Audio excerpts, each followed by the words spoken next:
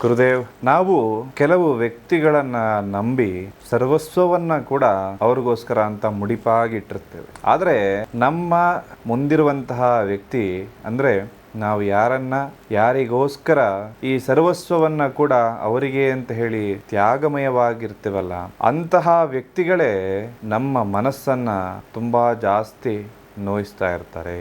ನಮ್ಮ ಮನಸ್ಸಿಗೆ ಶಾಂತಿ ಇಲ್ಲದ ರೀತಿಯಲ್ಲಿ ಅವರ ವರ್ತನೆಗಳಿಂದಾಗಿ ನಾವು ಒಬ್ಬರೇ ಕೂತ್ಕೊಂಡು ದುಃಖವನ್ನು ಪಡ್ತಾ ಇರ್ತೇವೆ.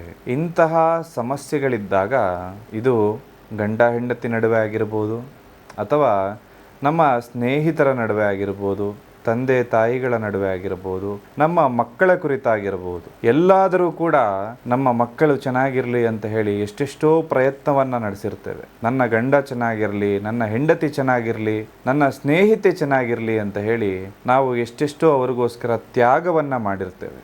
ಆದರೆ ಈ ಯಾವುದೇ ತ್ಯಾಗಗಳಿಗೆ ಅವರು ಬೆಲೆಯನ್ನು ಕೊಡದೆ ನಮಗೆ ಮನಸ್ಸಿಗೆ ನೋವನ್ನು ಉಂಟು ಮಾಡ್ತಾ ಇದ್ದಾಗ, ಈ ಸುಲಭ ತಂತ್ರ ಪರಿಹಾರವನ್ನು ಮಾಡಿದಾಗ ನಮ್ಮ ಪ್ರೀತಿ, ನಮ್ಮ ವಿಶ್ವಾಸ ಎಂಥದ್ದು ಅಂತ ಹೇಳಿ ಅವರಿಗೆ ಅರ್ಥವಾಗಿ, ನಮ್ಮ ಪ್ರೀತಿ ನಾವು ಯಾವ ರೀತಿಯವರನ್ನು ಇಷ್ಟಪಟ್ಟಿರ್ತೇವೋ ಅದೇ ರೀತಿಯಲ್ಲಿ ನಮ್ಮ ಮೇಲೂ ಕೂಡ ಅವರಿಗೆ ಪ್ರೀತಿ ಅಂತಕ್ಕಂಥದ್ದು ಪ್ರಾರಂಭ ಆಗುತ್ತೆ.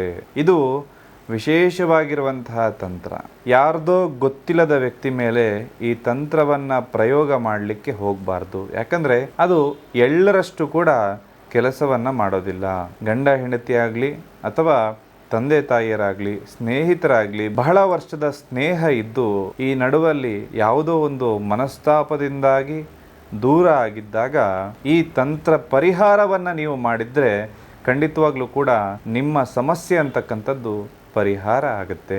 ಮೊದಲನೇ ಸಾರಿ ನಮ್ಮ ಚಾನಲ್ಗೆ ಬಂದಿದ್ರೆ ದಯವಿಟ್ಟು ಸಬ್ಸ್ಕ್ರೈಬ್ ಮಾಡ್ಕೊಳ್ಳಿ, ಹಾಗೆ ಬೆಲ್ ಐಕಾನ್ ಕೂಡ ಕ್ಲಿಕ್ ಮಾಡ್ಕೊಳ್ಳಿ ಅಂತ ಹೇಳ್ತಾ ಈ ತಂತ್ರ ಪರಿಹಾರವನ್ನು ಯಾವ ರೀತಿ ಮಾಡೋದು ಅಂತ ಹೇಳಿ ತಿಳಿಸ್ಕೊಡ್ತಾ ಇದ್ದೀನಿ. ಮೊದಲನೇದಾಗಿ, ಈ ಸಮಸ್ಯೆ ಬಂದಿರೋದಕ್ಕೆ ಕಾರಣ ಏನು, ಅಥವಾ ನಮ್ಮಿಂದಲೇ ಏನಾದರೂ ತಪ್ಪಾಗಿದೆಯಾ ಅಂತ ಹೇಳಿ ನಾವು ಅದನ್ನು ಒಂದು ವಿಮರ್ಶೆಯನ್ನು ಮಾಡಿಕೊಳ್ಬೇಕಾಗತ್ತೆ. ನಮ್ಮಿಂದ ಏನಾದರೂ ತಪ್ಪಾಗಿದೆಯಾ? ಯಾಕಂದರೆ ನಮ್ಮ ಒಂದು ಯೋಚನೆಯಲ್ಲಿ ನಾವು ಯಾವಾಗಲೂ ಸರಿಯಾಗೇ ಇರ್ತೇವೆ. ಆದರೆ ನಮ್ಮ ಕಡೆಯಿಂದ ಏನಾದರೂ ತಪ್ಪಾಗಿದೆಯಾ ಅಂತ ಹೇಳಿ ಒಂದು ಸಣ್ಣ ವಿಮರ್ಶೆಯನ್ನು ಮಾಡಿಕೊಂಡು ನಾನು ಇನ್ನೊಂದು ಏನಾದರೂ ತಿದ್ಕೊಳ್ಬೋದಾ, ನನ್ನನ್ನು ನಾನೇನಾದರೂ ಸರಿಪಡಿಸ್ಕೊಳ್ಬೋದಾ ಅಂತ ಒಂದು ಸಣ್ಣ ಯೋಚನೆಯನ್ನು ಒಮ್ಮೆ ಮಾಡಿ ನೋಡಿ. ಆಗ ನಿಮ್ಮ ಸಮಸ್ಯೆಗಳಿಗೆ ಅರ್ಧದಷ್ಟು ಪರಿಹಾರ ನಿಮಗೆ ಸಿಕ್ಬಿಡುತ್ತೆ. ಇನ್ನುಳಿದಂತೆ ಆ ವ್ಯಕ್ತಿ ಮರಳಿ ಬರೋದಕ್ಕೆ, ಆ ವ್ಯಕ್ತಿ ನಿಮಗೆ ಗೆಲ್ಲೋದಕ್ಕೆ, ಆ ವ್ಯಕ್ತಿಯನ್ನು ನೀವು ಗೆಲ್ಲಲಿಕ್ಕೆ ಈ ತಂತ್ರ ಪರಿಹಾರವನ್ನು ನೀವು ಮಾಡ್ಬೋದು. ಮುಖ್ಯವಾಗಿ ಈ ತಂತ್ರಕ್ಕೆ ಬೇಕಾದಂತಹ ವಸ್ತುಗಳೇನಪ್ಪ ಅಂತಂದರೆ, ಒಂದು ಬಿಳಿ ಸಾಸಿವೆ ಬೇಕಾಗುತ್ತೆ. ಒಂದು 100 ಗ್ರಾಮ್ ಅಷ್ಟು ಬಿಳಿ ಸಾಸಿವೆಯನ್ನು ತೆಗೆದುಕೊಳ್ಬೇಕು. ಬಿಳಿ ಸಾಸಿವೆಯ ಜೊತೆಯಲ್ಲಿ ಒಂದು ಸ್ವಲ್ಪ ಕಪ್ಪು ಎಳ್ಳು, ಒಂದು ಚಿಟಿಕೆಯಷ್ಟು ಕಪ್ಪು ಎಳ್ಳು, ಒಂದು 10 ಲವಂಗವನ್ನು ತೆಗೆದುಕೊಳ್ಬೇಕು.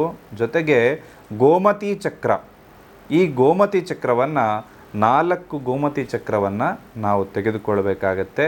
ಹಾಗೆ ಒಂದು ಕೆಂಪು ವಸ್ತ್ರವನ್ನು ಕೂಡ ತಗೊಳ್ಬೇಕಾಗತ್ತೆ. ಒಂದು ಕರ್ಚೀಫ್ನಷ್ಟು ಸೈಜ್ ಇರುವಂತಹ ಒಂದು ಕೆಂಪು ವಸ್ತ್ರ. ಹಾಗೆ ಆ ವ್ಯಕ್ತಿ ಅಂದರೆ ನಮ್ಮ ತಂದೆ ಜೊತೆ ಒಂದು ಮನಸ್ತಾಪ ಆಗಿತ್ತು, ತಾಯಿ ಜೊತೆ ಒಂದು ಮನಸ್ತಾಪ ಆಗಿತ್ತು ಅಂದರೆ, ತಾಯಿ ಮಾತು ಕೇಳ್ತಾ ಇಲ್ಲ, ನನಗೆ ತುಂಬ ವಿರುದ್ಧವಾಗಿದ್ದಾರೆ, ನನ್ನ ಮಗ ಮಾತು ಕೇಳ್ತಾ ಇಲ್ಲ, ಮಗಳು ಮಾತು ಕೇಳ್ತಾ ಇಲ್ಲ ಅಂದರೆ, ಆ ವ್ಯಕ್ತಿಯ ಫೋಟೋವನ್ನು ತೆಗೆದುಕೊಂಡು ಒಂದು ಹಸಿರು ಶಾಯಿ, ಗ್ರೀನ್ ಕಲರ್ ಶಾಯಿಯಲ್ಲಿ ಈ ಒಂದು ಮಂತ್ರವನ್ನು ಆ ಫೋಟೋದ ಹಿಂದೆ ನೀವು ಬರಿಬೇಕಾಗತ್ತೆ. ಆ ಮಂತ್ರ ಏನಪ್ಪ ಅಂತಂದರೆ, ಓಂ ಹ್ರಾಂ ಹ್ರೀಂ ಹ್ರೂಂ ಹ್ರೌಂ ಹರ ಮಮ ಸರ್ವೋ ಉಪದ್ರವ ಶಾಂತಿಂ ಕುರು ಕುರು ಸ್ವಾಹ.